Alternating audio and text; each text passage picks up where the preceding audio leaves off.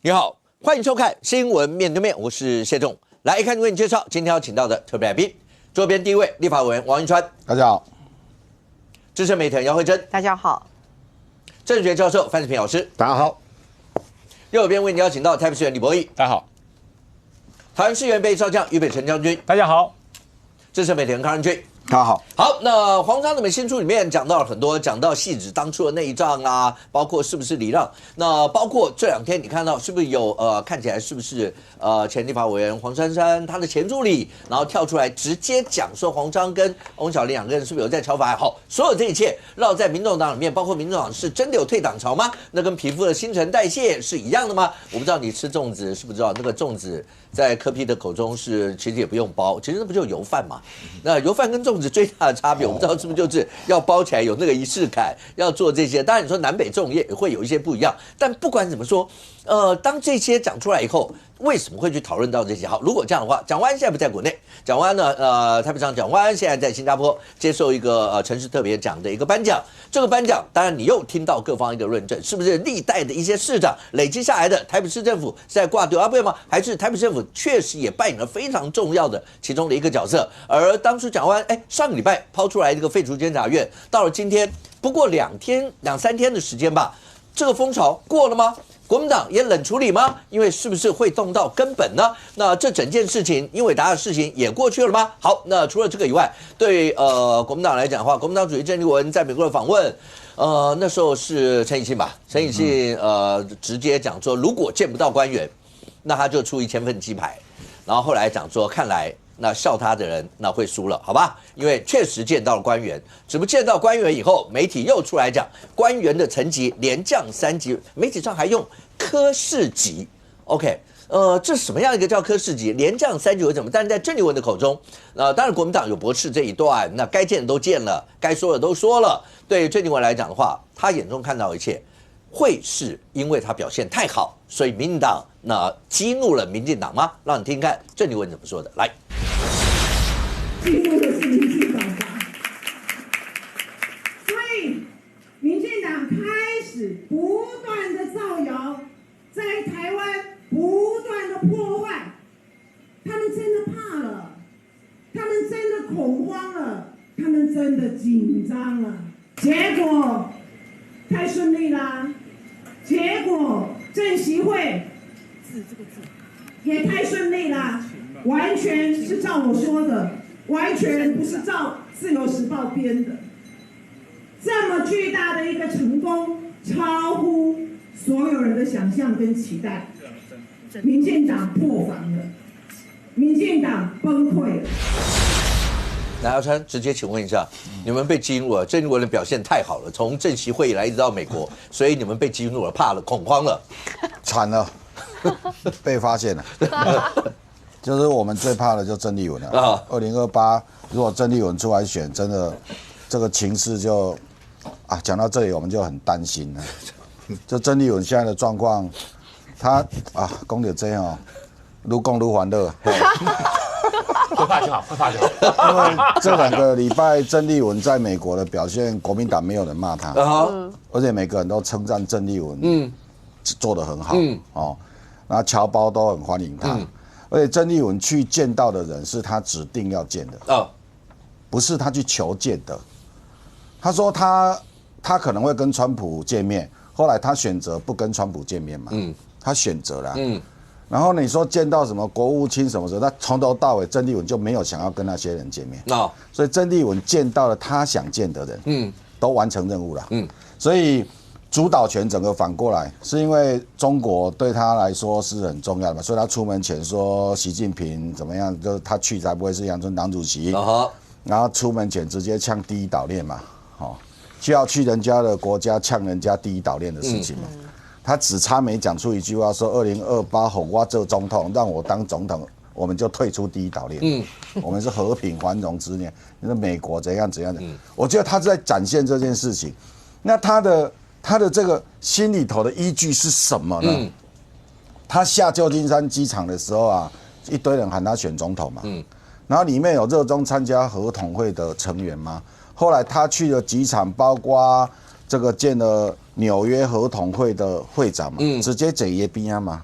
当然过程中有说什么有一个人跑来敬酒的时候坐在旁边，那个时候他就说不，黑不是我给来。那请问合统会在纽约的那个会长，合统会是被中国直接锁定是不友善的团体直接盯上了这个团体。那他在这几天到了这一个洛杉矶，那到了洛杉矶就直接这个人就出现了，就这个啊。这就是上面称什么那个福建的上面回电，这个人就是也是被中国锁定的，就他们这几位都是被中国锁定的，他直接进到郑丽文的场合嘛。那一天礼拜六，我跟那个国民党的也是不分区立委被提名人，我们来摆20几名，要我30名作为一个说丁的2个字诶。他讲这个。你笑什么啊？就只讲名字就好了。还有什么好隐瞒的？什么对？对，这么明显了，就一个人，就一个人而已。对，他说郑丽文听说郑丽文的行前会议啊，有指出说，因为郑丽文担心啊，他们可能接获情资，有人要对郑丽文不利，所以希望侨胞能够帮忙维安呢。所以后来你现在看到都谁在维安？讲恐怖啊。有位上面胡青帮胡青帮来对青还有3点水跟没有3点水，那一天那个老头子那个是没有3点水的，那个就比较弱一级的，那真正有3点水那属于杀手级的。那现在传出来说，因为这个是在洛杉矶的有几个人去抗议嘛，这个郑丽文讲到一半，他就说为什么国民党要跟这个共产党怎样嘛，然后不维护中国的。他现场发问嘛，而且他还说郑丽文你是什么学运的你为什么不什么64你都不讲话什么之类的，然后他就被压制嘛。现在传出来说压制他的这些人是属于胡青帮，那个青是有3点水的，但是按照我跟瑞德哥这个研究以后，瑞德哥说有3点水是属于杀手级的，这种佩塔拉不算杀手级的杀手级的不会干这种事，杀手级是走到你旁边你就忽然间就倒下去，那个叫杀手级。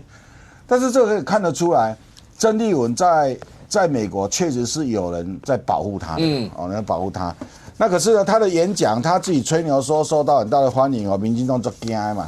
然后呢，这个是昨天的嘛，应该是台湾的今天早上现场的谁做安内啊？就是有人去啊，座无虚席啊。座无虚席的时候嘛，没有人做吧？还是我眼睛不好？就没有人做，新的还是还没开始，还是结束了没有，就是很多角度拍起来都长这个样子。真的，因为他的摄影机都摆前面嘛，所以就往前拍，都拍的比较多人。那有人从后面拍这个浪景嘛，好，人数多少是一回事啦，但是郑丽文喜欢吹牛嘛，说他很受欢迎，怎样。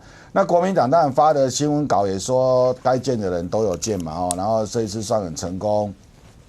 所以我们现在就真的很担心他真的会成为2028的国民党的候选人因为他这次去也完全展现了这个中国全力挺他的样子，就中国支援他。我讲过支援的支有2个，一个有卷舌，一个没卷舌，一种叫做支援，一种叫资源。台语其中叫做机关，其中叫做主管这2个不一样。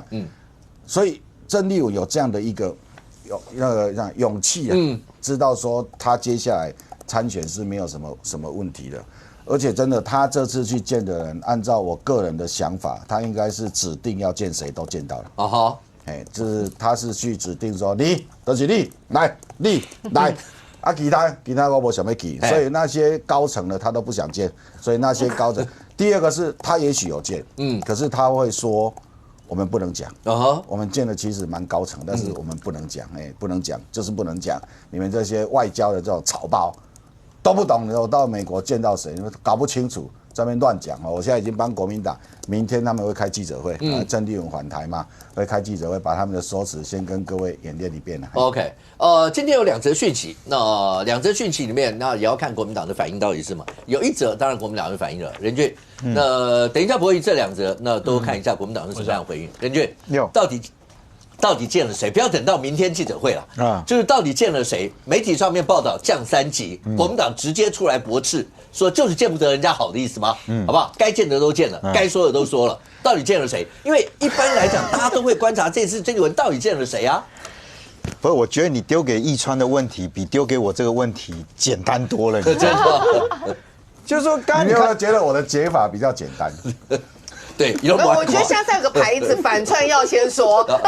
他的反串不用说，你知道他的反串。不是，我先讲，因为郑丽文刚刚的那个访问里面，他就也不是访问，就是他自说自话嘛。对，就是第一个，我不太知道他在演舞台剧哦，还是在这个朗读比赛，还是干嘛？因为我很少看到台湾的后面这几年的政治人物说话要用这么夸张的这种语势法哦，然后甚至要肢体的动作哦。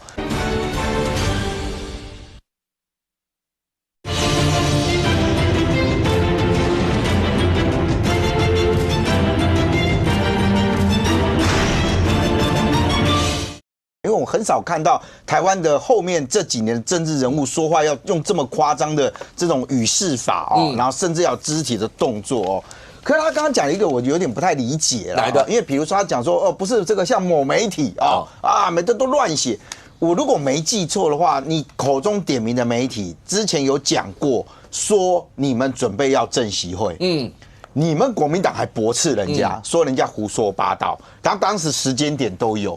那结果后来真的按照这个发生之后，你们就当作没事了。然后现在又说是这个媒体又在造谣。其实你刚刚特别提到说他怎么见到哪个层级的官员哦，现在我觉得对国民党来讲，全党上下应该没什么人知道。郑丽文这一次到美国去哦，我其实本来认为应该是一个惊喜之旅。就是说，因为他那时候的主诉求就是说我不是只有亲中而已啊，我跟美国我是能够沟通的，所以那个时候林展已经很早就把这个所谓的访美的行程对外公布的时候，大家都在问嘛，那你这个规划怎么样啊？要见谁啊？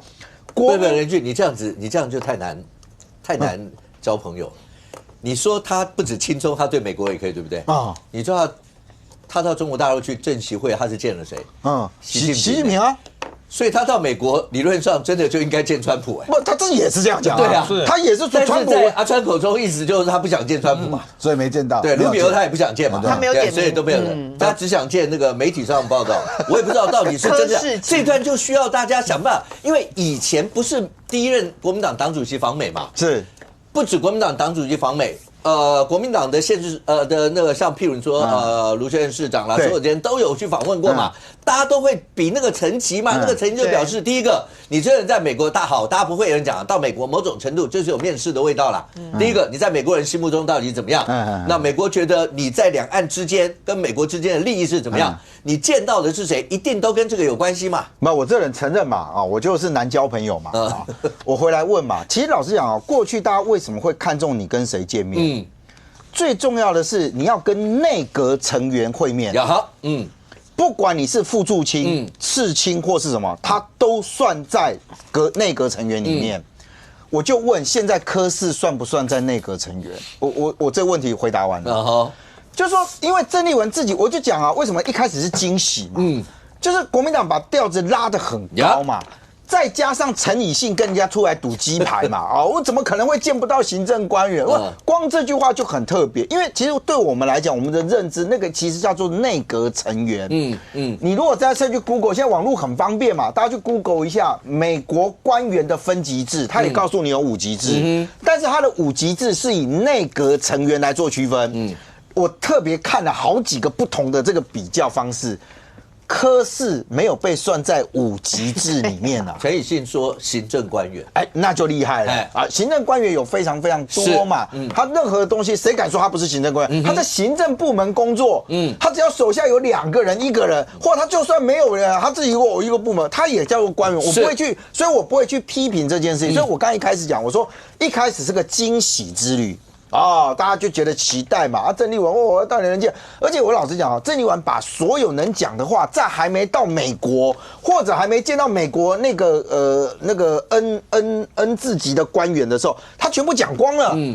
我到美国去，我告诉大家，习近平好棒习近平看到我的感动了所有一大堆人大家真诚的流眼泪了。而且呢，我要告诉美国，对不对中国其实也可以怎么样？然后呢，第一岛链可以废了这不需要第一岛链，不，你把你所有的东西通通都要讲光光。那对外讲光光之后，大家就知道嘛。比如说我要去找这个慧珍哦，通常慧珍一定会说，哎，那你找我干嘛？什么事？哎，我跟你讲，见面再说。那这时候我就卖了个关子嘛，不是你到处讲啊，我讲。那对美国来讲，你看我已经这么充分的接收到你对中国的看法是这样，这第一个哦。第二个，那你没有到惊喜，现在后来大家会觉得有点惊奇啊？为什么？因为他的惊奇的是，当他到侨社里面去所衍生出来的各种奇奇怪怪的事件，国民党的回应是很怪的。我说很怪，是从一开始大家觉得说，哦，那媒体报道，老实讲哦，今天说连降3级这件事，是国内的媒体先写吗？不是吧？是《金融时报》先写吧？从你可能会跟谁会面，到后来会面的地点的改变、取消或者是怎么样，是《金融时报》先写完了。国民党不敢去回应这一块，说的那一句话叫做刚刚主持人说的，该见的我们都见了，该说的我都说了。我比较好奇第一句是不是能见的我们都见了？我觉得对于郑丽文来讲哦，这一次到美国去，好，老实讲，这个过程当中我也可以理解嘛，我相信大家不会去逼着，就是说你到底见谁，你给我讲出来。黄国昌当时去了美国回来之后，记者会的前一刻 ，AIT 直接告诉你，你不能讲说你跟谁见面。我比较大的问题就是说，当郑丽文敲锣打鼓的那么的昭告天下，说我其实是也可以跟美方沟通的，到最后变成科室。科室的概念是什么？我讲实话，为什么大家觉得跟内阁见面其实是有代表性？因为当你提出一个东西的时候，它等于是你跟他的内阁直接面对面的交换意见。如果今天是个科室，你跟他讲了一大堆，他说哦 ，yes, I know, I see, okay, I got it, thank you, bye。他能回答你什么？就他变成是一个，所以我刚刚为什么讲说变成是一个单口相，你可以在侨社单口相声。如果你连到了美国，而且这件事情是国民党自己敲锣打鼓的，到最后的回应只能变成这样子，甚至到后来说，那不对啊，国民党只有说不要造谣，但是为什么会突然补了一句，就是我们也可以视讯啊？我更好奇了，就视讯的这件事情，国民党不是超生气的吗？当时什么唐凤搞那个什么速发部，哇，那个买器材，你们视讯怎么也要花钱？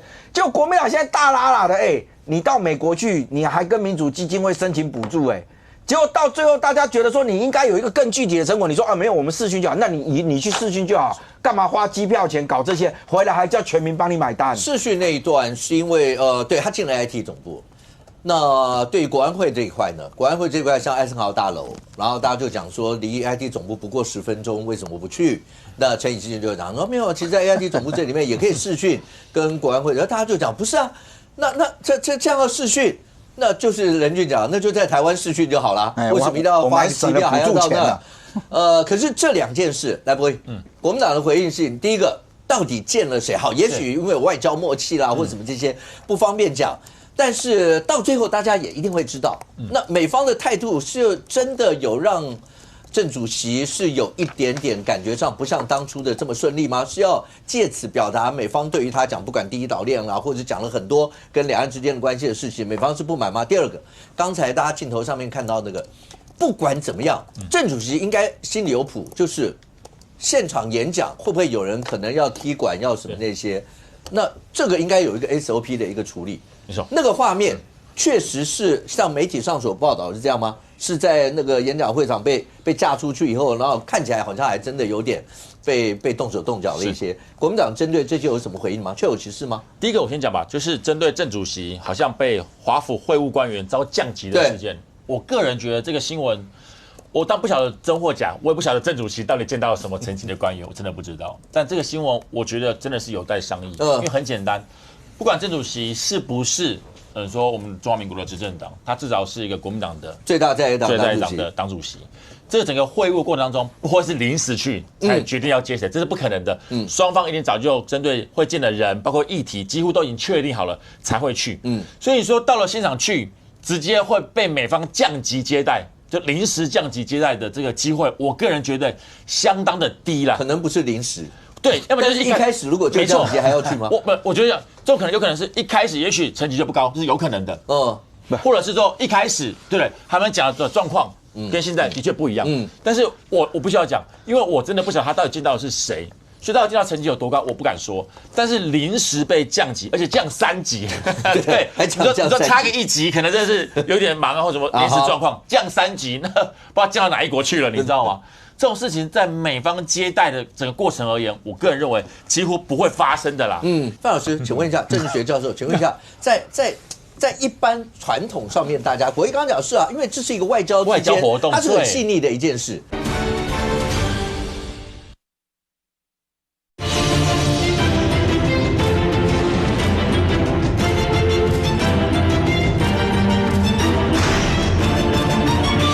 范老师，请问一下，政治学教授，请问一下，在一般传统上面，大家国义刚刚讲是啊，因为这是一个外交活动，它是很细腻的一件事。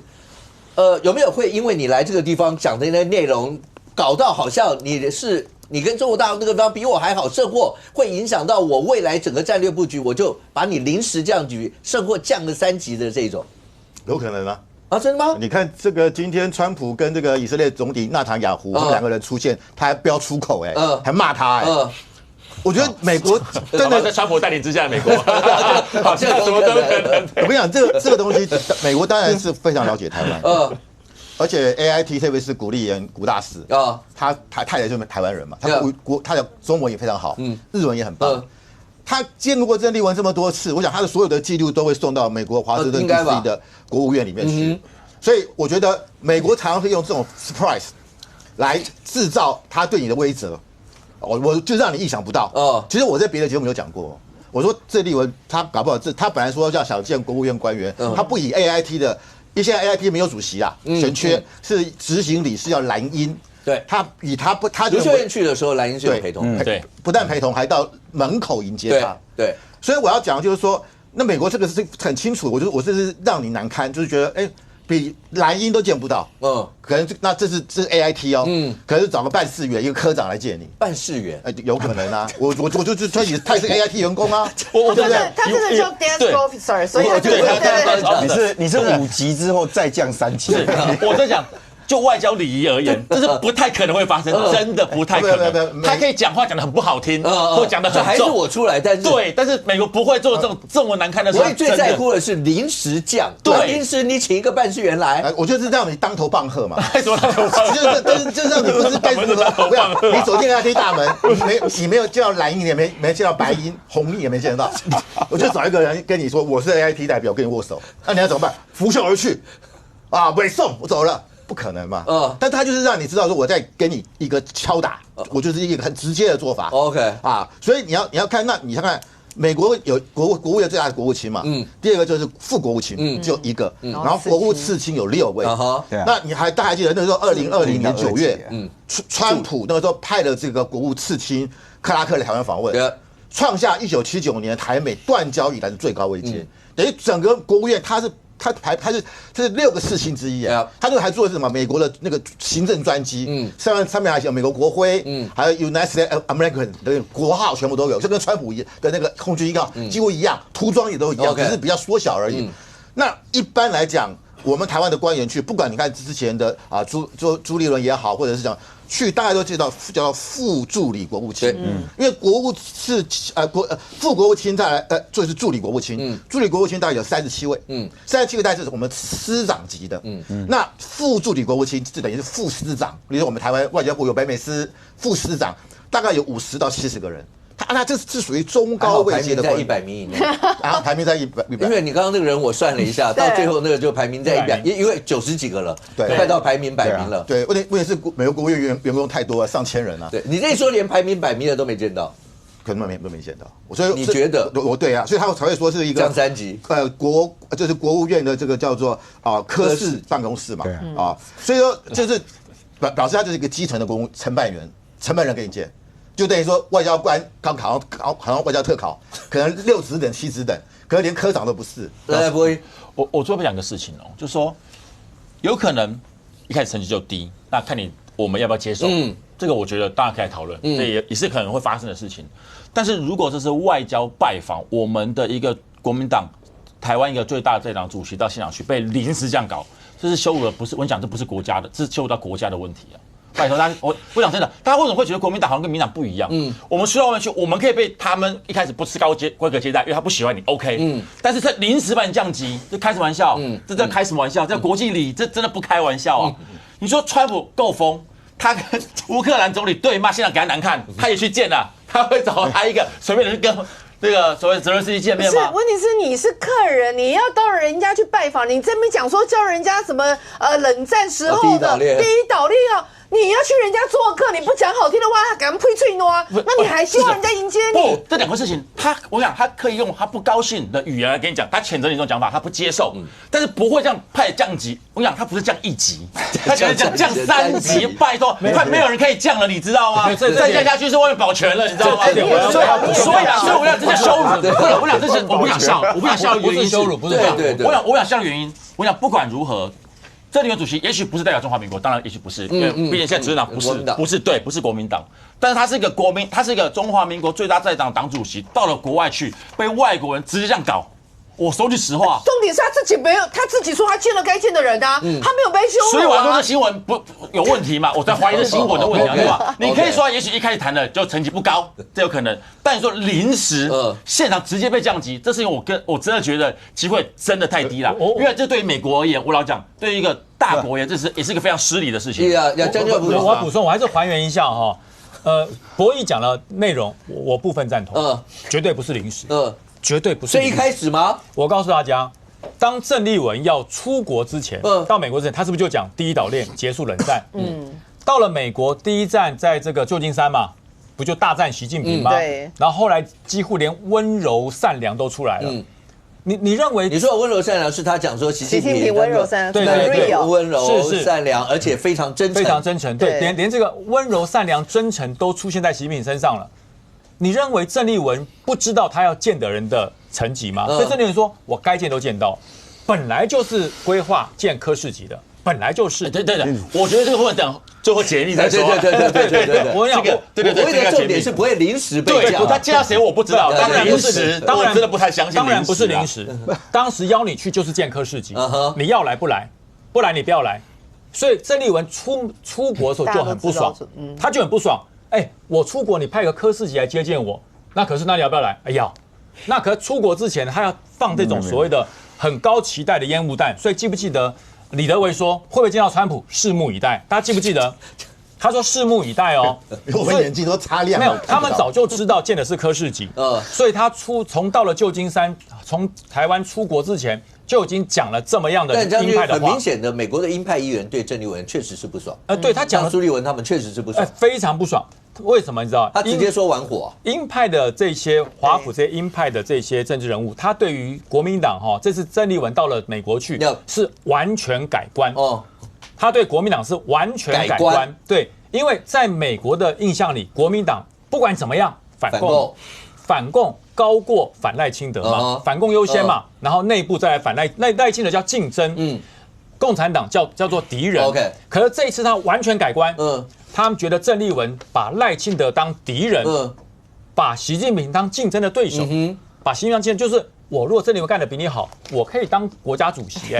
你知道他和平女神呐，你有听过？对，统一女神，你有听过人家说这个习近平是统一男神吗？没有，统一女神郑丽文所以郑丽文的野心不只是当台湾的这个特首，她要当统一女神。另外我讲温柔善良，这个一出来华府的这些鹰派都疯了。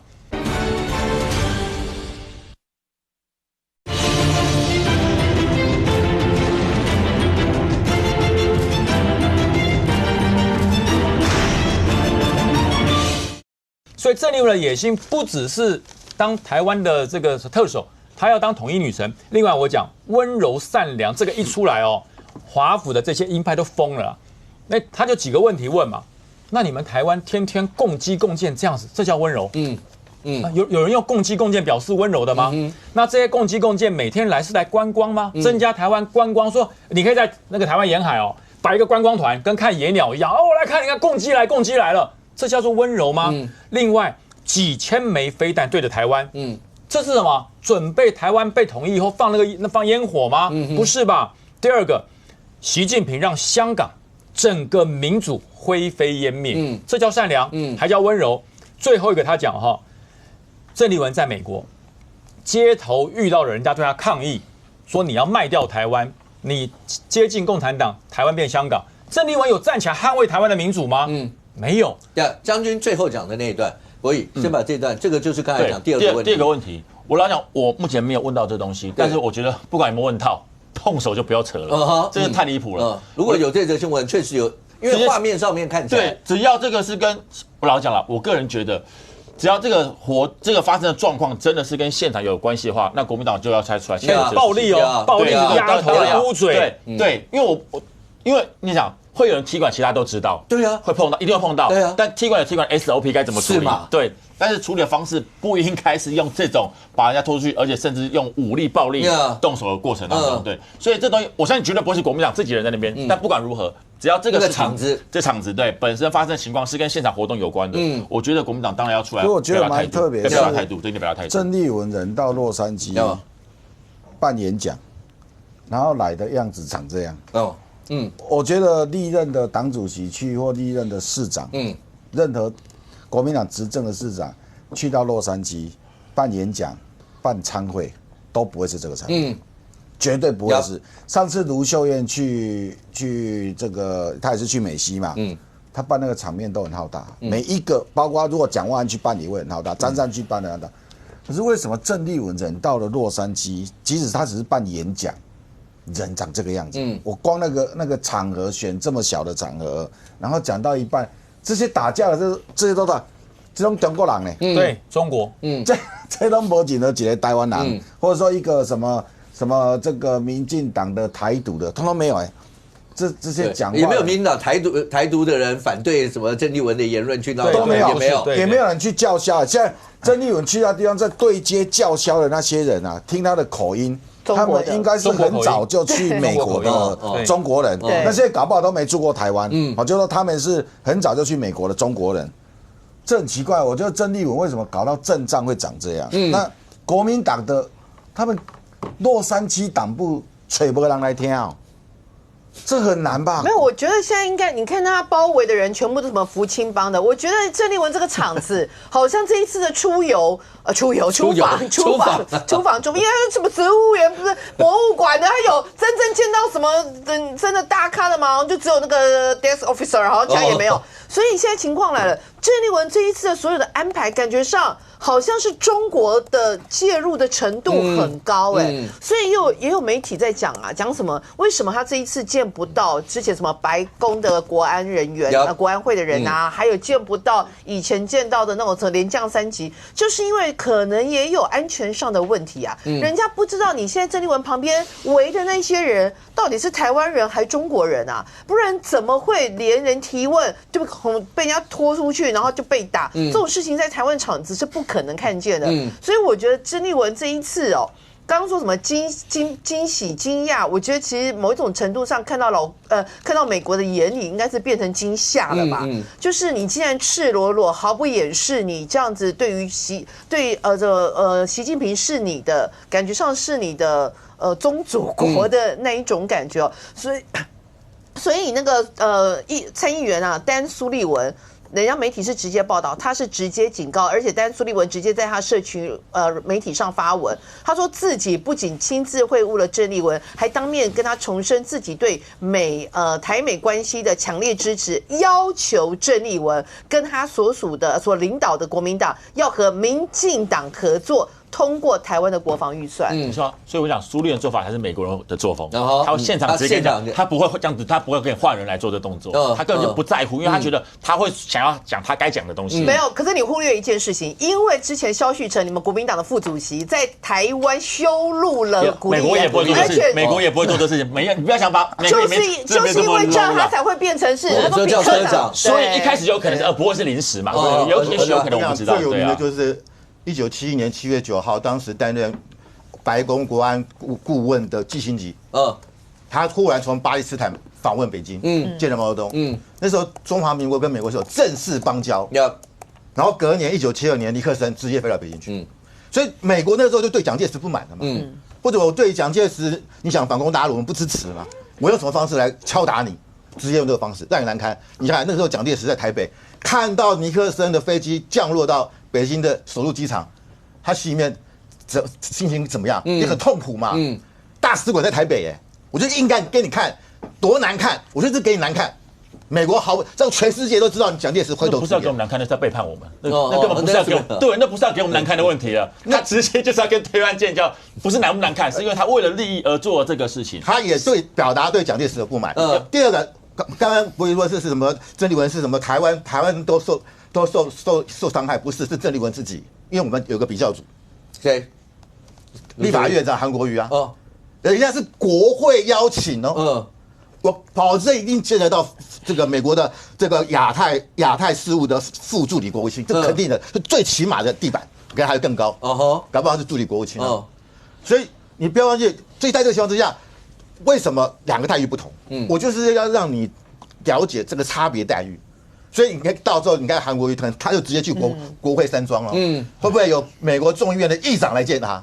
有可能哦，议长见他应该，因为都是属于裴洛西，都是你看这个美国众议院议长裴洛西来台湾访问，中国抗议啦，那如果他去见，他也可以不要见啊，我可以副议长见你啊，那美国目前不承认我们有邦交所以我要讲就是什么，那就高下立判了。OK， 那个时候才对郑丽文的伤害才会大。来，我只好再重申一次。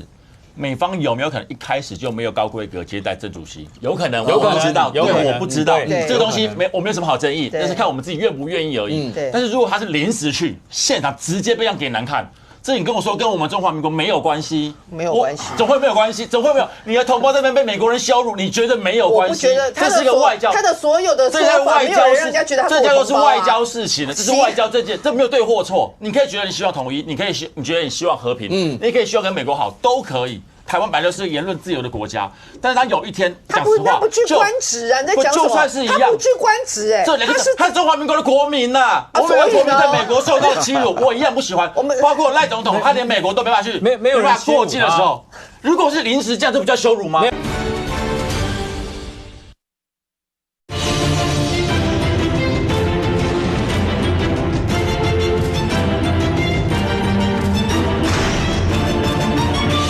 是临时这样，这不叫羞辱吗？没有，我不叫羞辱，这叫赞赏。我还有博弈刚刚讲的，就是我刚刚要说的，对不对？郑丽文在去美国之前就知道来接他的就是科室级的人员，只是郑丽文自己不说，因为说得很拉差嘛，所以说他自己把阶层拉得这么高，甚至说不排除见川普，拭目以待。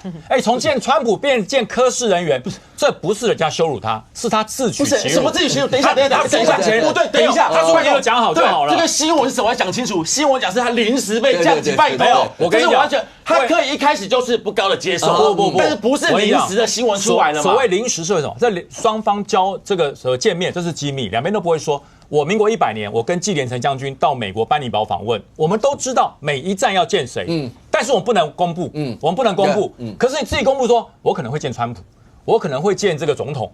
那等到你自己公布了，等到你见到是这样，那媒体当然认为你连降3级啊。是你自己当时拉这么高，那不是3级哦。那个总统对，所以大家当时你可以觉得说郑丽文主席讲太破，他讲太高 ，OK 对。但是这个临时这样，我讲为什么临时？对，你们为什么一直讲没有那个临时是现象，它不是人家造成的，因为你自己把阶层拉这么高，说降3级降的少，我讲一下，到科室，我出访的时候啊，这个我们出门前啊，外交部给了我们一个文件，就是我们去了。韩院长会见到谁？我们会见到谁？那个是密件。然后看完之后呢，外交部就收回去。然后他跟我们讲一件事，他说因为怕提早曝光，就这个国外的国会议员怕提早曝光，所以他希望我们都不要对外讲。然后说，因为到了现场才会知道谁最后有出席嘛。对。那我们到现场比我们看到的名单都还要多。如果这个过程当中我们对外吹牛，对外吹牛的时候，我还讲我这道题见了上议院，我们会见到上议院的议长，会见到国民议会的议长，会见到谁呢？光你吹牛完了，你就见不成了。这个是要很小心的事情啊。可是因为郑丽文他就出门前讲了一大堆啦，一大堆。其实他出门前，我们看他讲一大堆，我们就知道你会出事。就说也许原来人家真的有安排。那可是呢，去到那里就发现说那第二种就是，如果他本来就没有安排，那本来就没有安排，那你郑丽文吹牛那就好笑了。如果本来没有安排，你也答应去，那这就是国民党的格局。就你当一个党主席，人给你摆这个名单，你说好，还是你先说好，然后过程中还在努力。那如果过程中还在努力，那你也不要出门前讲那么多。去到那里，我跟你讲，很多是这样的。等你回到台湾，你再对外界讲说，其实我们这次去是有见了谁。但是因为我们要离开那个地方，我们才能讲。出国访问都是这样啦，就是对方先讲了，我们再讲。我们离开那个城市，我们才跟大家讲说，其实我们在那个城市见了谁，才不会让对方困扰。OK， 人家不是简单。那我觉得很多东西就是对照组嘛。郑丽文到中国去的前提是什么？我要见习近平嘛，所以他一直在骄傲，他有政习会嘛。那到美国去的这件事情，我其实觉得对国民党现在来说，最好的下台阶，其实如果真的是他羞辱了你，我觉得你比较好下台阶。因为如果一开始的时候郑丽文就已经都知道这个行程，而你大吹大擂，不断的告诉大家我要干嘛，我要做这个，你这等于是欺骗所有人啊。博弈刚刚的那个愤怒，他觉得说郑丽文到那边，他到最后是说他是中华民国的国民，他到这边被美方羞辱。OK， 我也可以接受，因为我不想让博弈觉得我是一个难交朋友的人。不过你好交朋友，但是我们回来，是我吗？我的好交朋友，你要先听完我的但是，变但是，对，我们就回来看嘛。当老共不断的对台湾搞这么多事情的时候，国民党多数人的回应不是博弈刚刚那个生气啊，谁害的？谁叫你们选给赖清德？你们活该。当今天老共出手，赖清德要出国访问的时候，飞机不让他过。国民党有人是怎么说的？谁叫你们要投给赖清德？活该！不投，一样不投。对，那时候我怎么没有看到国民党这时候这么生气，觉得说，他代表还叫做总统郑丽文 ，OK 啊，所以我刚刚讲嘛，对我讲法是一样的。我刚刚讲嘛，我刚刚特别有排除你嘛，是啊。就是说，现在对于国民党来讲，郑丽文今天的身份，你不觉得更好笑的是，郑丽文这一次的访美叫访美团他公布的14个名单对，我要修正一下，陈理信他其实当过海外部的主任，但他卸了，他现在的驻美代表叫做秦日新，那你的前驻美代表袁建生，这些人其实都在刚刚看到那种奇奇怪怪餐位里面，他们应该都会在场。我就问一个。当今天你跟智库在座谈的时候，郑丽文说，因为当场人家是问他说，2028如果国民党拿到政权之后，如何看待两岸关系？郑丽文公开讲说，他觉得可以循一个叫做欧盟模式。请问国民党知不知道郑丽文要提这个？博弈敢替郑丽文背书吗？还是这是你党里面的共识？你们有人知道这些？刚刚博弈讲就是说，对川普疯的因为怎么样？那你觉得那郑丽文是理性的吗？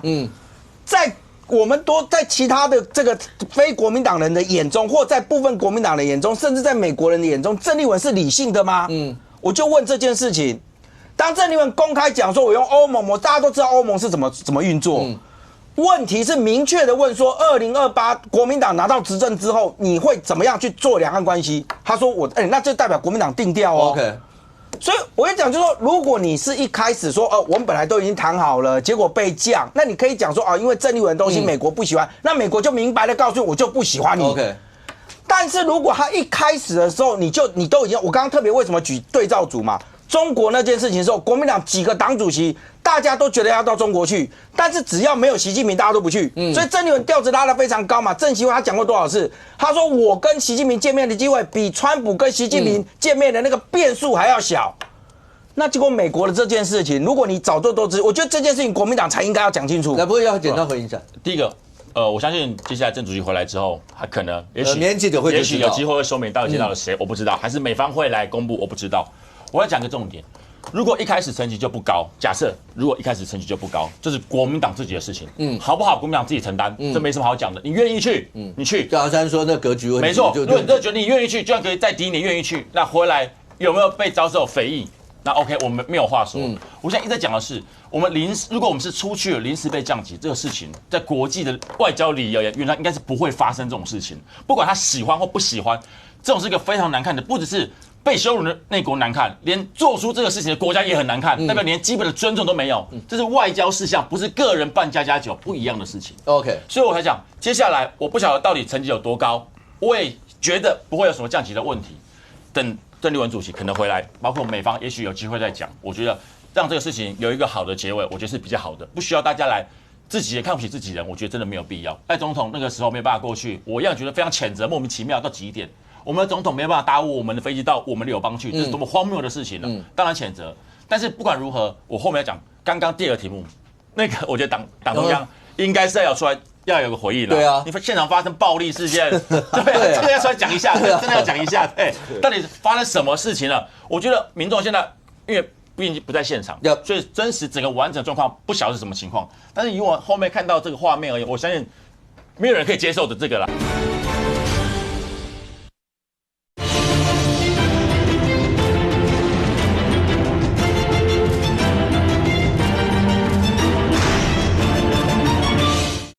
我们的总统没有办法搭我们的飞机到我们的友邦去，这是多么荒谬的事情呢？当然谴责。但是不管如何，我后面要讲刚刚第二个题目，那个我觉得党中央应该是要出来要有个回应了。对啊，你现场发生暴力事件，对，这个要出来讲一下，真的要讲一下，对，到底发生什么事情了？我觉得民众现在因为毕竟不在现场，所以真实整个完整状况不晓得是什么情况。但是以我后面看到这个画面而言，我相信没有人可以接受的这个啦，是吗？对他。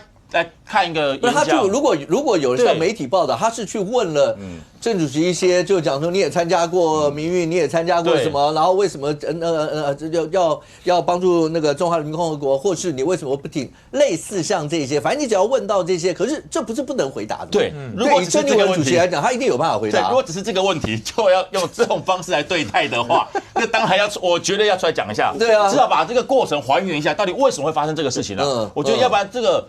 我说实话，如果不讲清楚的话，这个对于国民党的形象一定有伤害。而且就算是中国大陆人士，他就贴上你，对，也不能在你们的场子里面去做，因为那个郑丽文主席他们在，这等于砸场没错吧？对吧？这砸场。我强调一下哦，刚刚博弈讲的，我还原一下，郑丽文到美国去，这些所谓的侨宴，应该是正常来讲是国民党主导的。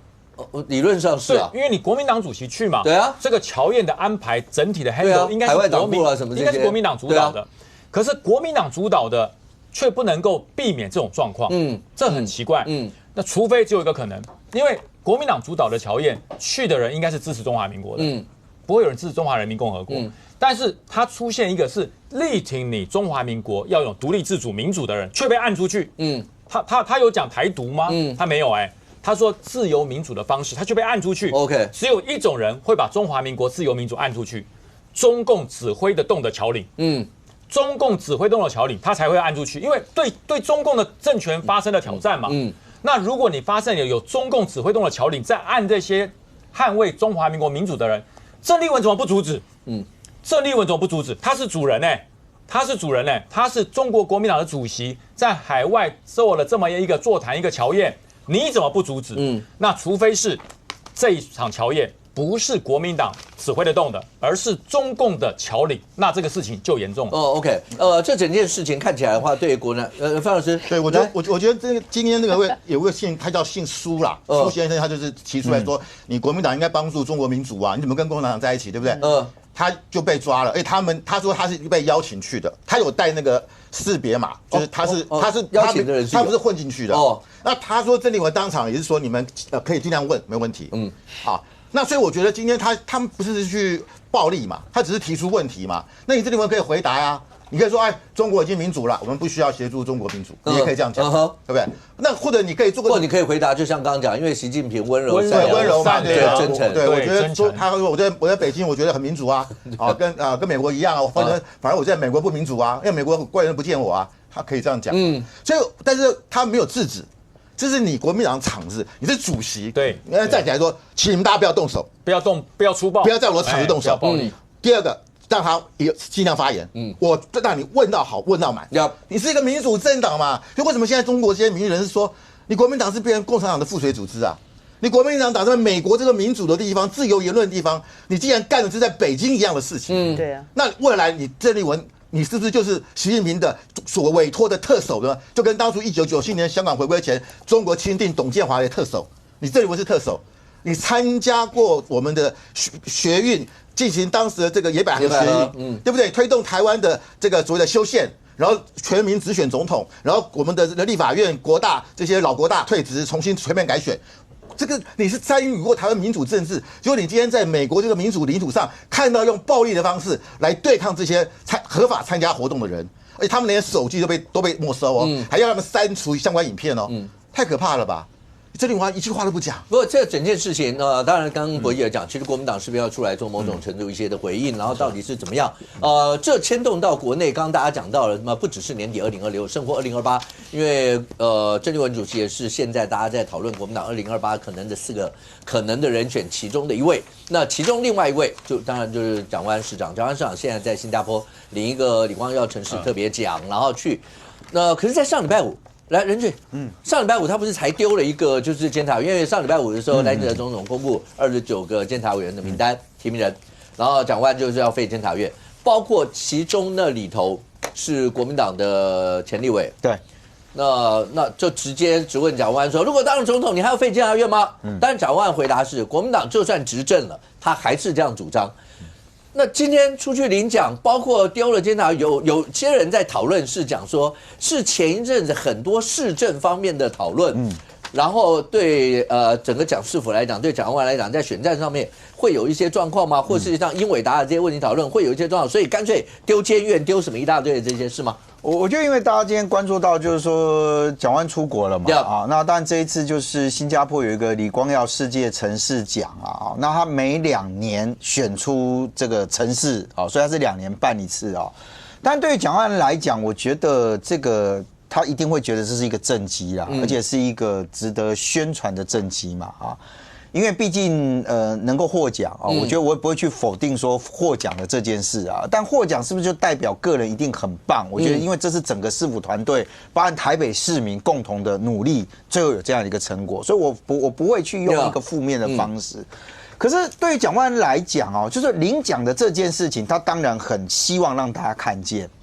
可是，在过去几个月里面讨论关于台北市比较 detail 的市政问题。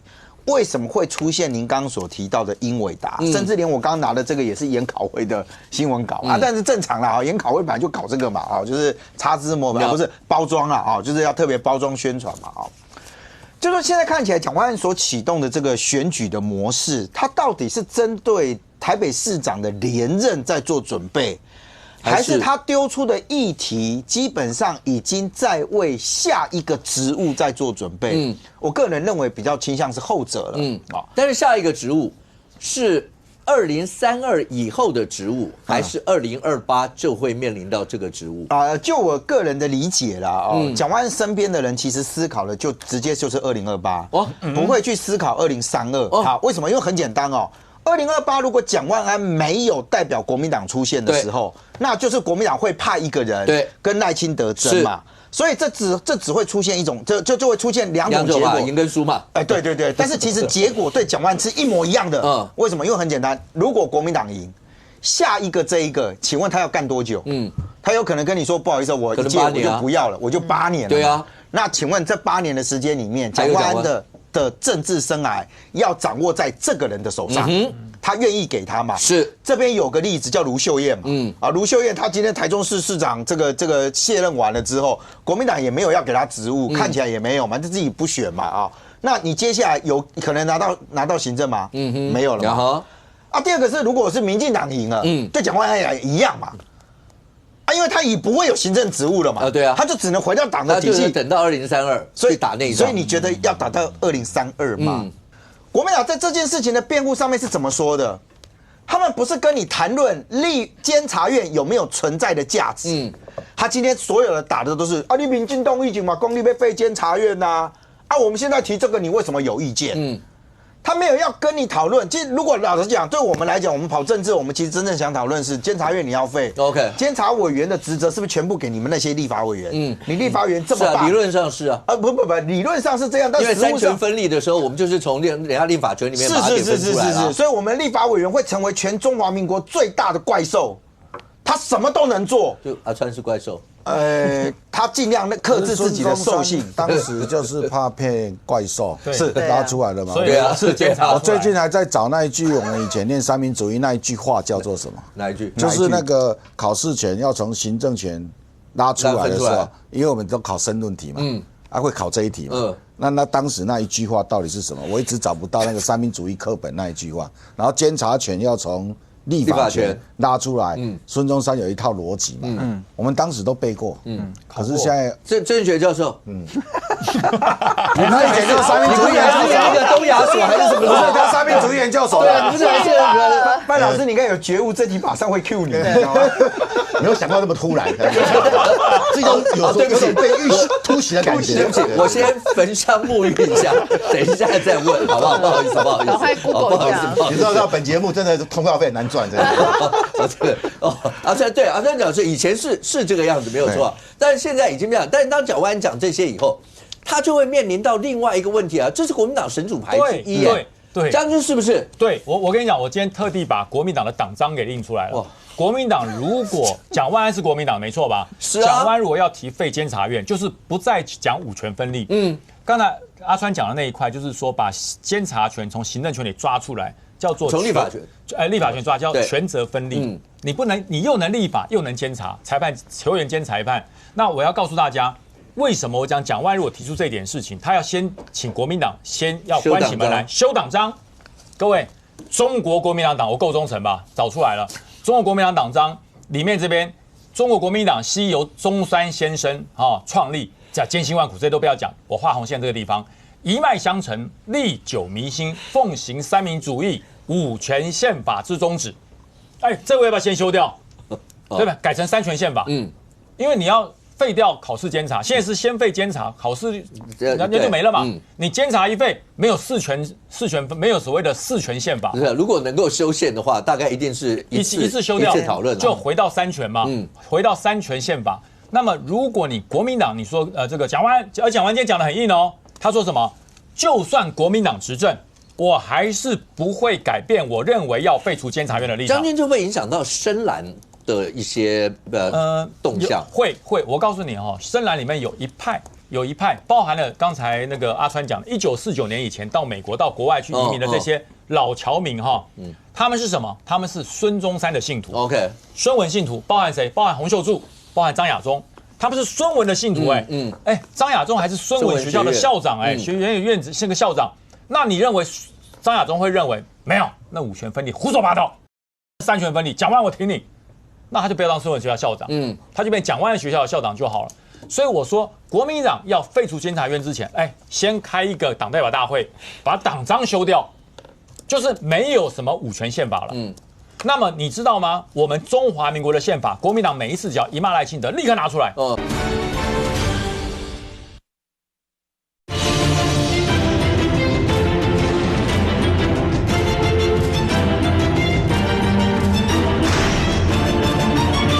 他们是孙文的信徒张亚中还是孙文学校的校长学院院子是个校长。那你认为张亚中会认为没有？那五权分立胡说八道，三权分立，蒋万安我挺你。那他就不要当孙文学校校长，他就变蒋万安学校的校长就好了。所以我说，国民党要废除监察院之前，先开一个党代表大会，把党章修掉，就是没有什么五权宪法了。那么你知道吗？我们中华民国的宪法，国民党每一次只要一骂赖清德，立刻拿出来。中华民国宪法，他们叫一中宪法，我叫中华民国宪法。中华民国宪法它的基本是什么？五权宪法。中华民国宪法就是依据五权宪法所做成的，所立出来的。那个五权宪法叫精神，这个中华民国宪法叫做成品，叫作品。那你要修五权宪法的时候，把监察院修掉。那第一个党章先修，党章先修。你党章不修，你连修宪都不要修，因为你国民党，你连自己的党章都自打耳光了。我不知道蒋万安知不知道，中国国民党的党章里面有三民主义五权宪法。可是现在面临怎么样？范老师查到了吗？查到了吗？啊，查到了。因为孙中山先生认为说，那个美国是国会有调查权。但是国会有调查，他可能有自身的利益啊，他调查、他听证，他可能背后有财团啊，所以我们要用中国古代御史大夫成立监察院，不受到任何党派的影响，然后可以独立的进行操作跟调查，这是他的想法。然后那我要讲的是。刚才蒋万安的这个说法，阿川讲是你还是没回答，好像不是你要的，你讲的是理念的，他要是那几个字啊。就是我们考三民主义那一科100分的时候，考到这一题，我们都要照背嘛。那我一直在找那个三民主义课本里面的那一段到底写了什么？哦，是不是叫权责？那个类似将军讲什么权责分，类似像那样的，他是要这几个字。考试权之所以要从行政权独立出来，是因为避免用这种所谓的分赃的方式啊。就是大量的任用自己的官员，然后呢，你就需要像考试的部分避免这个，然后另外监察的部分，其实他从立法院是避免议会专制跟政党恶斗啊，就他真正当时这请。Google 你还没有，你还是没有解释阿川的问题，还是发了我的问题。好交朋友，好交朋友，你是那个三民主义五权宪法，阿川一定是联考那一题没答好，那一题一定没考好，结果考上台大土木系。阿川一看就不像三民主义考得好的样子，本来要去电机系比较好赚钱，就那一题答错了，人梗于怀，如鲠在喉啊，如刺鲠在喉，所以他一定要追根究底。嘛哈，不过我要讲，蒋万安他这个是其实是鹦鹉学舌啦，就民进党因为你们要废监察院，我也要废嘛，这没有经过大脑思考嘛，这是鹦鹉学，不是鹦鹉学舌啦，也差不多，根本差不多鹦鹉的意思啊。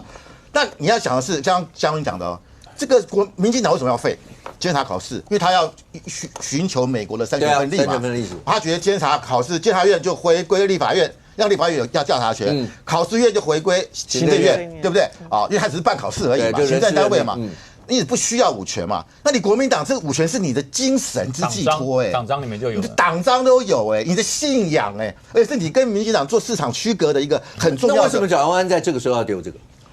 因为他不想要讲他自己市政的问题。转移焦点。慧珍，你为什么会这样觉得？我觉得确实啊，你看，问所有关于蒋万安市政的问题，你会发现都是英伟达，而且他这个一般被记者堵还答还不够，还自己下班开了个直播来英伟达。对，因为发言人讲不好，就本人出来开直播。那蒋万安的高度要市政英伟达，国政万安达。是，现在就等于是他回避掉第一个真正应该要他答的，然后反而把。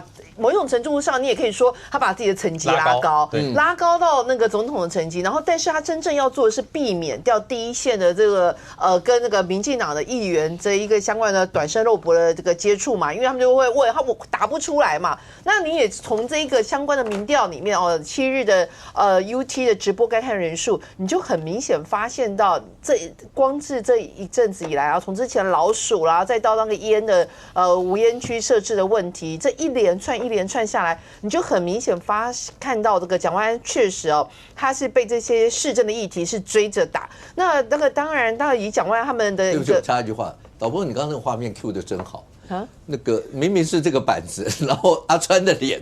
一直在旁边，然后这边是那块板子，一副不屑的样子，就这样，你看，阿川就一副很帅气的，一直在那边看着那个，就看着，对，这是故意，所以我拍谁，因为我那画面看了就太有趣了，所以我不会用左边，因为我知道导播的需求，所以用右边，我完全知道那个他们的意思用对，那你就看到嘛，那英伟他们的做法是什么？就是用下市来挡嘛，所以就是用英伟出来挡这个，不管是沈伯洋或者是其他民进党议员所希望追打的这个问题嘛，所以他就在当一个防火墙，就没有想到防火墙变成是导火线嘛，越讲越大家那个。可是这也有一个用处草船借箭，所有箭就射到了英伟身上，那反而蒋万安又一个人哇，就开始哪边跑哪边弄，然后甚至可以对国政、市政不讲国政去了。所以呢，这也是一个招。那你看那个，尤其监察院也是变成他一个逃生门嘛。那现在人又在新加坡这个部分，那当然啦，到底到最后防火墙烧完会不会人家看到蒋万安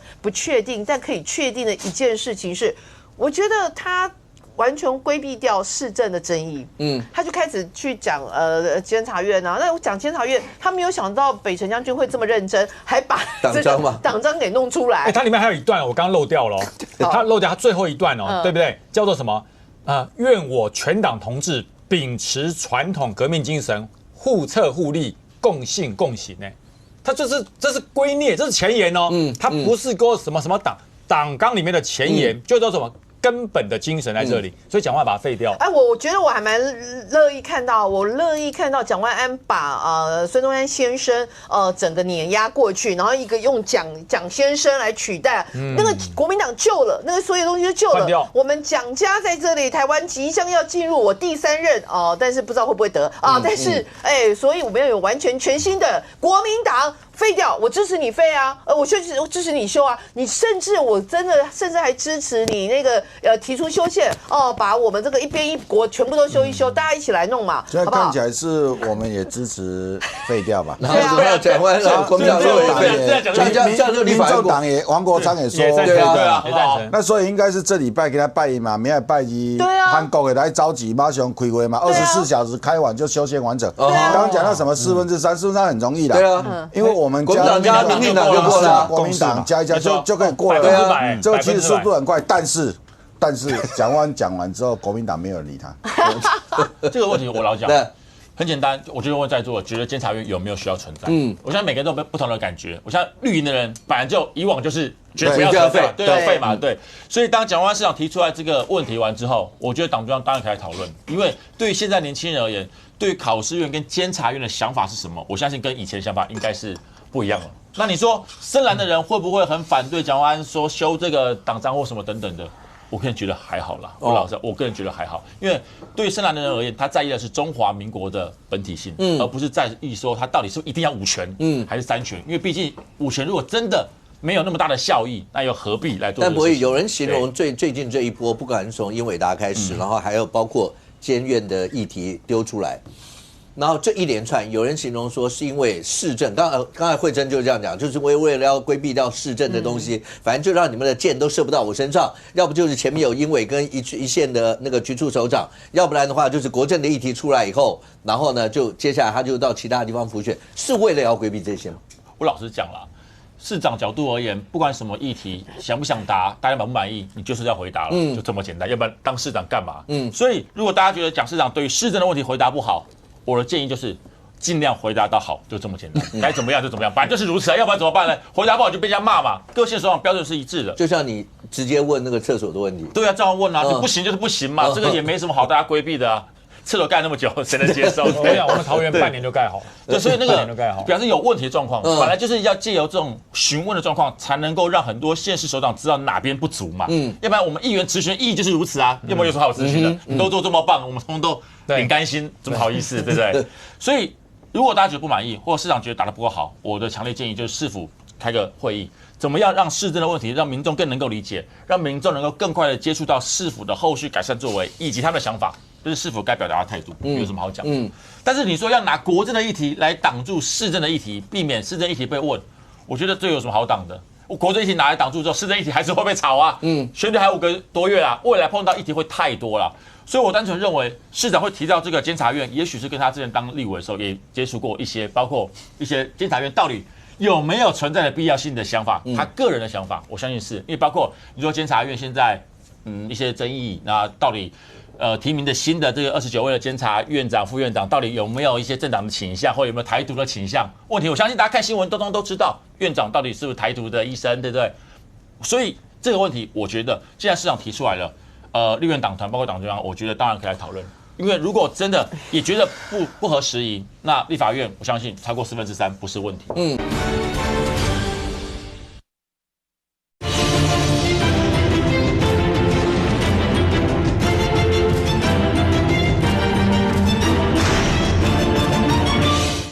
既然市长提出来了，立院党团包括党中央，我觉得当然可以来讨论。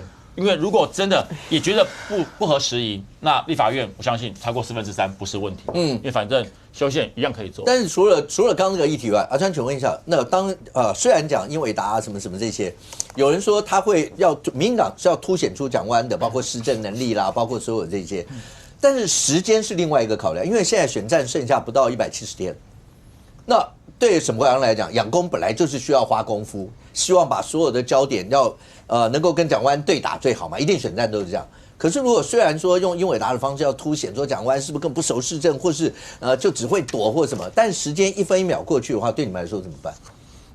就台北市民，我觉得还是在乎市政的那市政的课题，因为台北市政府是延续的，就是说他从历任市长延续，台北市的市政府的公务员是全台湾程度最好的，就这个市长即使很烂，台北市政府还是可以做得很好，这个是所有当过县市长的人的共识，就是因为台北市政府的公务员的素质非常的高没人教因就知影要安怎做那蒋万安现在过去被保护得很好，可是最近这几个月忽然间觉得说，原来你这么弱，就是说他在台北市的市政上，现在其实你要说蒋万安做了什么多伟大厉害的事情，不是很容易的，我觉得不是很容易讲几件事情说这个是蒋万安做，就是说，比如他到这个新加坡领这个奖其实讲这个就是。有20几个城市得到这个特别贡献奖，那今年年度的大奖是伦敦得到的那它里头其实写的内容还蛮讽刺的，就你如果去看那个他颁奖的给台北市的理由啦，他第一个叫公民参与，就是台北市有参与式预算，参与式预算是从柯文哲开始就有了那第二个他在讲这个孩子有先来的这个事情，这个就是蒋万安做，这没有问题。他讲了一个松山文创园区，那松山文创园区这个也不是蒋万安开始的，这应该是柯文哲那个时候就开始弄了。然后他讲了一个垃圾不落地，那垃圾不落地也不是蒋万安，那垃圾不落地最近有人在说，可是为什么那个老鼠的事件之后，台北市街头的那些垃圾桶旁边垃圾都落地？可这个报告里头，其实他给他这些讲是说他这个城市往这个方向好了吧？包括可是呢，然后另外一个他讲那个绿色交通，说捷运路网很好啦 ，U-Bike 啦做得很好。可这个也是应该是从郝龙斌，就从以前捷运就很早了嘛。那这是 U-Bike 可是我记得应该从郝龙斌开始就有了，所以他是一个在讲这个城市好的，但是他那个报告里头的最后面也写了台北市面临的课题。就是高房价，把年轻人给赶走了这个他直接点名高房价把年轻人赶走。第二个是交通拥挤，因为机车大量的使用。第三个他在讲那个环河环河路把城市跟水隔开了，就在做高墙。他说这些事情都必须台北市现在都还要面对这个课题，所以他列了20几个城市，个别城市的优点跟缺点彼此互相学习。但是我觉得蒋万安去领这个奖，当然代表台北市去领，他是台北市长去领没有错。但是看完这个详细的内容，其实就是那个班班有先来真的什么生生有先来这件事情，对蒋万安来说这个是非常正面。可是你拿这节台北市掉加这家代志这样操多那就还蛮不好的了。那沈伯洋他当然会不断的提市政的议题，可是打下去会不会？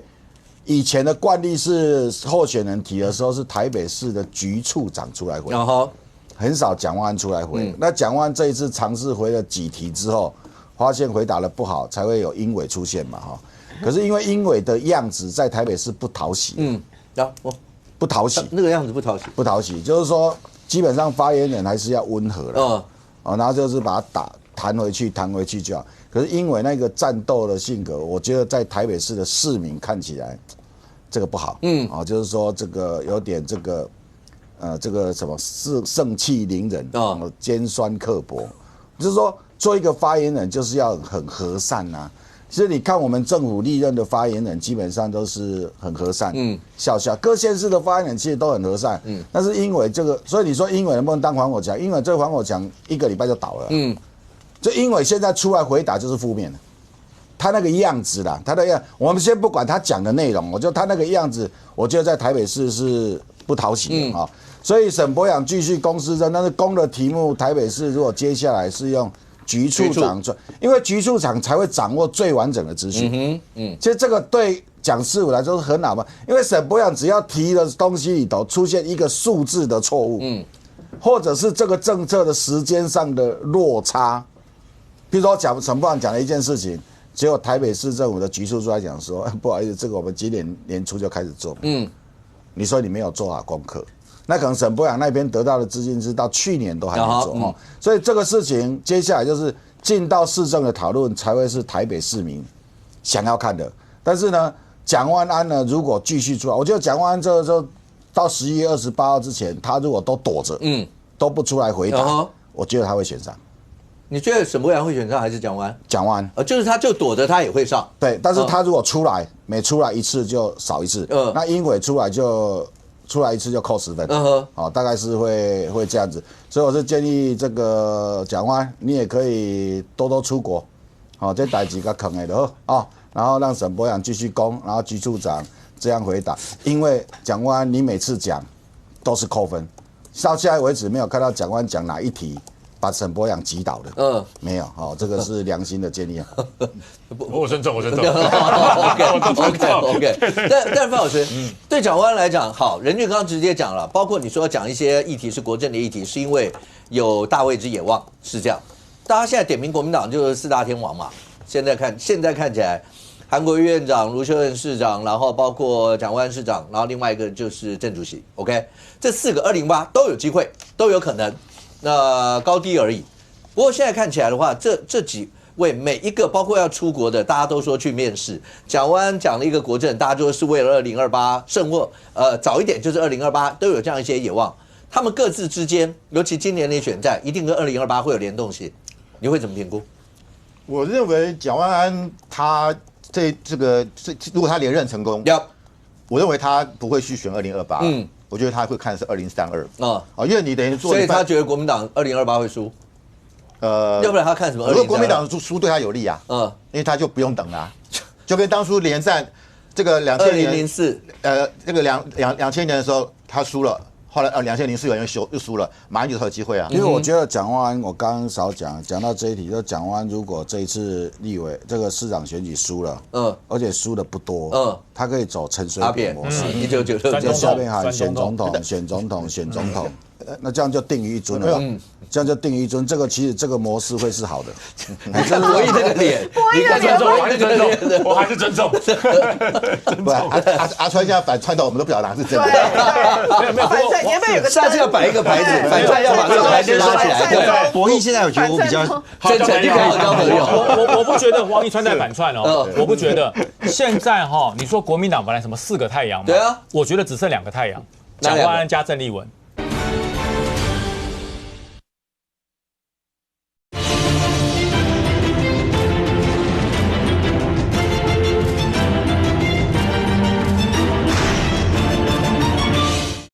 现在你说国民党本来什么4个太阳嘛，对啊，我觉得只剩2个太阳，蒋万安加郑丽文。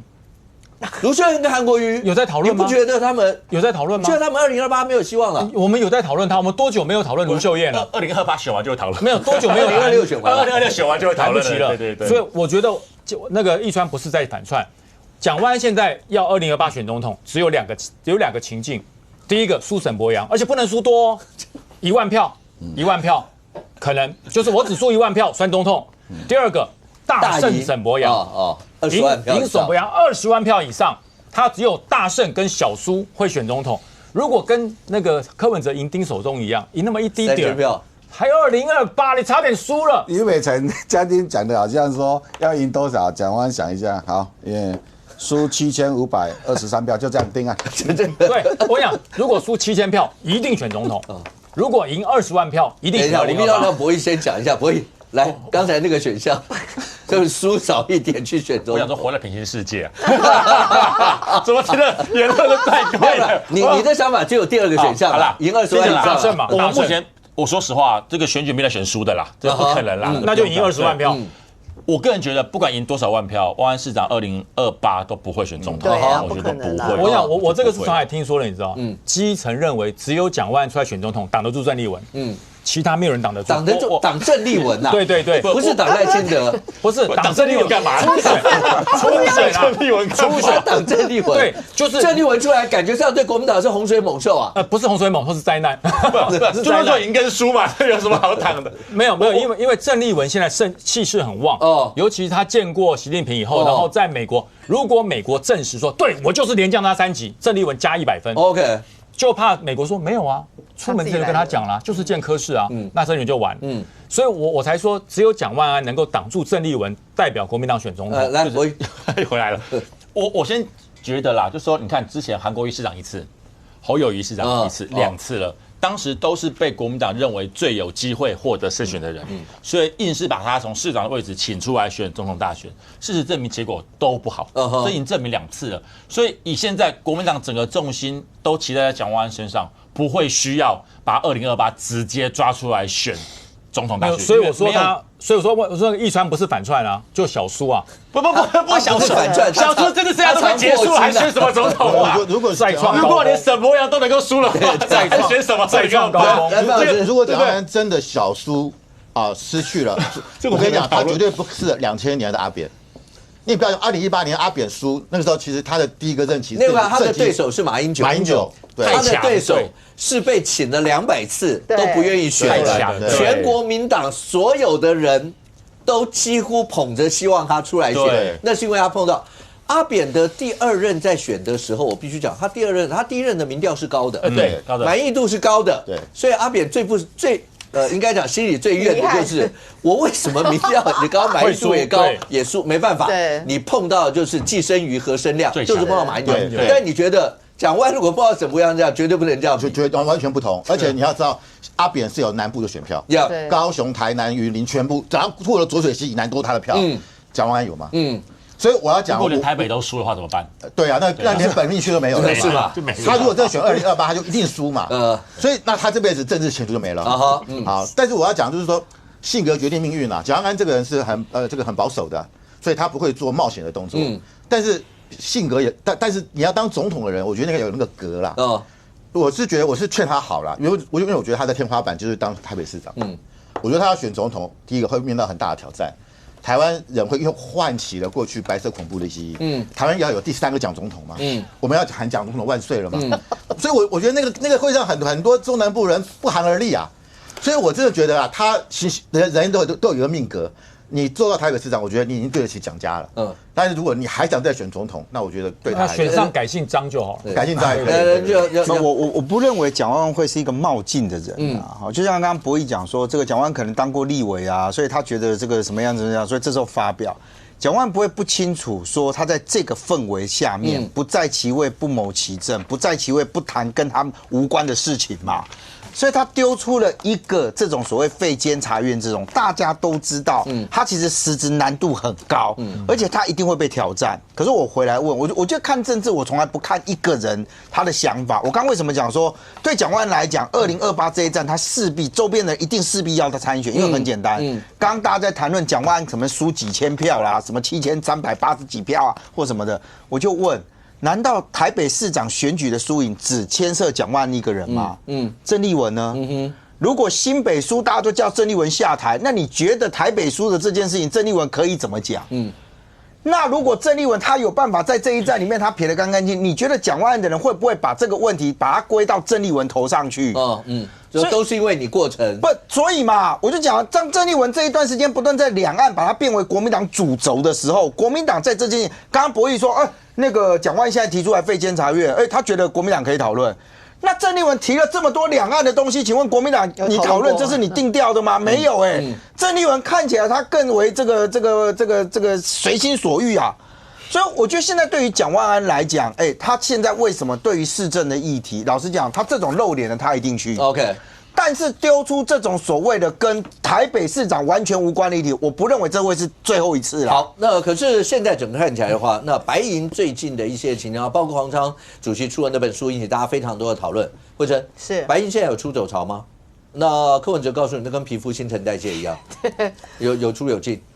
当然是有出走潮，而且我觉得是持续在流血当中。事实上，我觉得他这个流血的状况应该是有一种像是全身性的免疫系统的，或者是说全身性的 HIV 的那种状况，你所有任何一个地方都可能会有破口进入，因为你一直持续在流血当中，或者是在失血当中。但是我觉得他既然可以把它解读成是说，就像是皮肤每28天哈，然后那一些是比较不好的哈，或者是就代谢掉的，那我也是觉得这个蛮阿 Q 的啦哈，因为看起来这个离开你们的或者是出走的，看起来都是还蛮有支持度的啊，或者是说在这个声量上，或者是在这个基层上啊，比如说之前讲云林的那个什么林什么光忘记了，对，像那几个，尤其他前主委，对，前主委他们姐弟好像率了1000多人，听说是离开嘛。那你现在加进来是多少100-200人，是不是？那这个离开1000多人，进来100-200人，我觉得那个是不太能这样看呐哈。第二个是说，他很有趣，这一次不是说那个肉粽啊，他说不用包，不用包，那不是变成油饭？我觉得这个不用肉粽北部粽不包也不是油饭哦，南部还要煮啊。它是米啊，它是生米。对啊，所以我刚刚前面有讲，南部粽北部粽不一样嘛，南部粽里面就是一次跟油饭。柯文哲意思就是说，在包的那些东西都不用包啦，给一个碗公来，啊饭卡卡嘞，迄也未煮，迄无法度吃。无法度吃，而且伊的意思也有法度吃，吃汤达、吃体啥拢会使吃嘿。他的意思会不会其实是这样？但是不管怎么样啊，他的意思，我觉得他就是那种不用包粽，有时候在这个选举的时候是那个意思，你知道吗？屌啊，包考试啦，选举。对，所以你发现现在这么多的议员都在包啊，包开始丢啊，包粽包粽，那也是个吉祥兆。他说闷包啦，不用粽啦，没屌的啦，闷包啊，不是，因为我们没有派什么人选啊，闷粽，我觉得他的意思是这样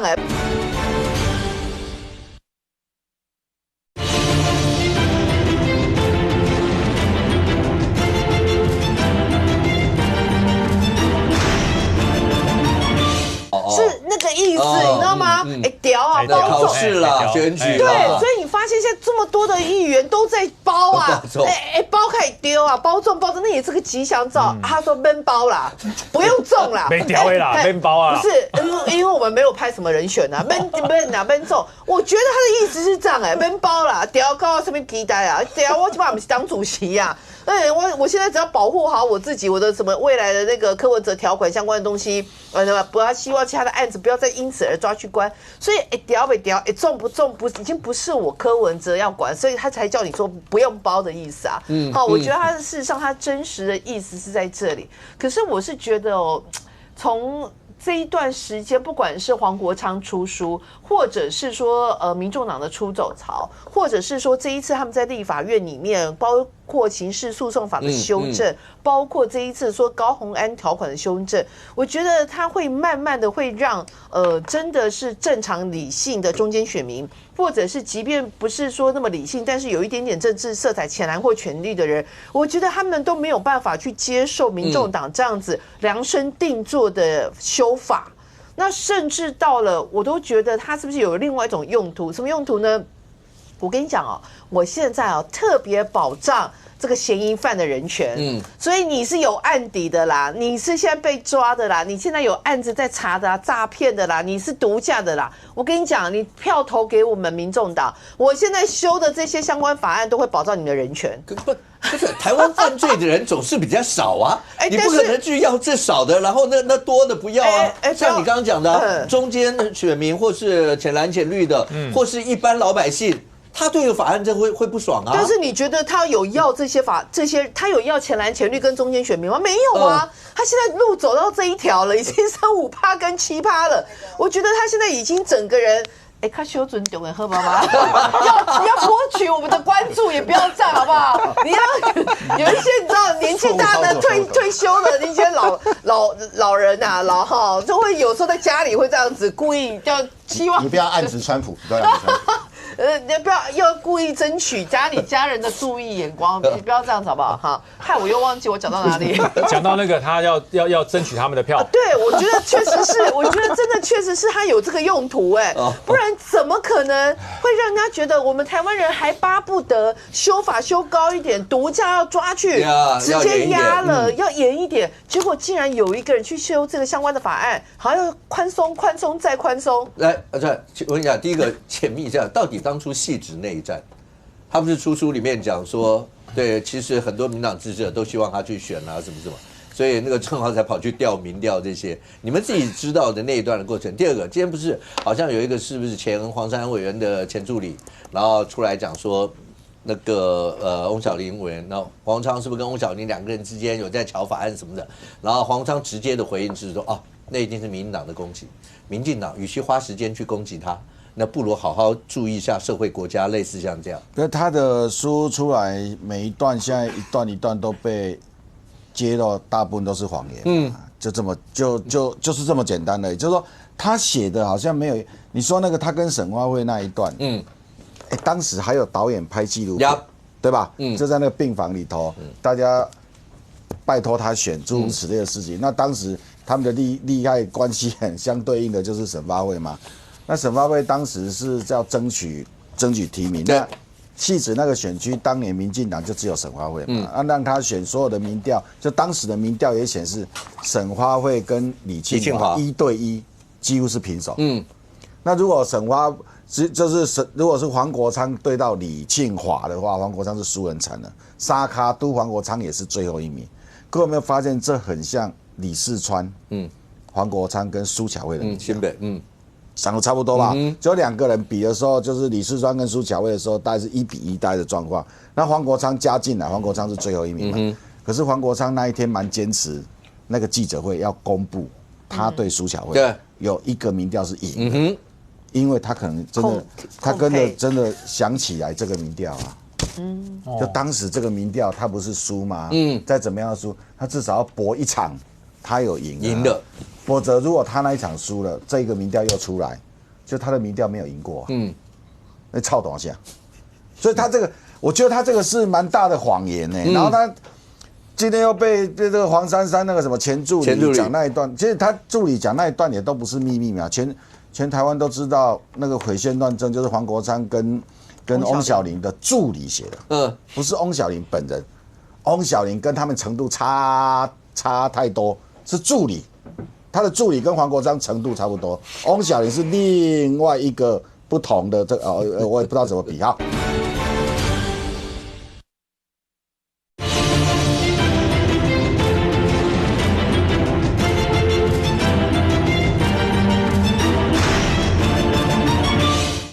至少要搏一场，他有赢的，否则如果他那一场输了，这个民调又出来，就他的民调没有赢过，那操多少下？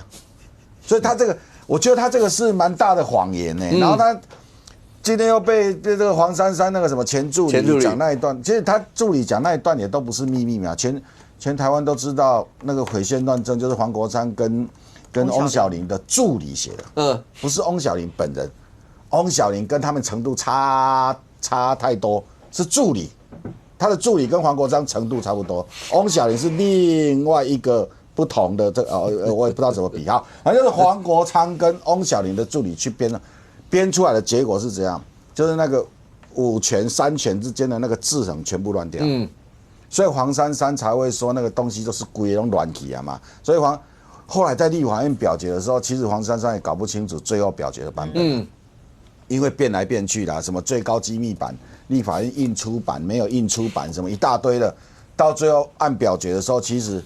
前后基本上很多的矛盾，然后那些相对制衡的权利有些被很扩大，有些被通通不见了，所以那个助理出来谈的是那一个过程。可是我觉得那个过程，这个助理太晚讲了啦，太晚讲了，就是说他当时处在那个环境里头，那他也是助纣为虐啊，那他们也都不反抗啊，那当年另外7个人的这个助理也都不反抗啊，就只有黄国昌这样搞。我刚最后补充那个民众党的那个党员的事情，民众党党员一定会增加，因为他们是换掉原来那一对姐弟嘛，有云林，可是现在云林负责招党员的是蔡家，朝天宫蔡家，迄人有够济，你啊看大家因咧办活动拢有制服的嘛，因咧制服拢流行穿黑色的底衣嘛，迄拢有制服的嘛，那个党员才多啊，惊死人啊！那一些党员的利害关系，因基本上修这个刑事诉讼啊，大家都是利害关系人呢，开什么玩笑？告刑几百斤，国昌老师说不可以没收我的手机，我是要打电话告诉我老大，你们来收了，哦，就这些事情，你们反正民众党没党员呐。云林就是有蔡家帮忙啦，台中就是会澄清哦，那里会招党员啦，他们会有大量的入党潮。这个对柯文哲来说这不是问题，对黄国昌来说也不是问题。要弄很多党员这件事情，对他们来说太简单了。OK， 来博伟，最后蓝白合这些刚才讲的民众党发生的面临的一些状况，对你们会有什么影响吗？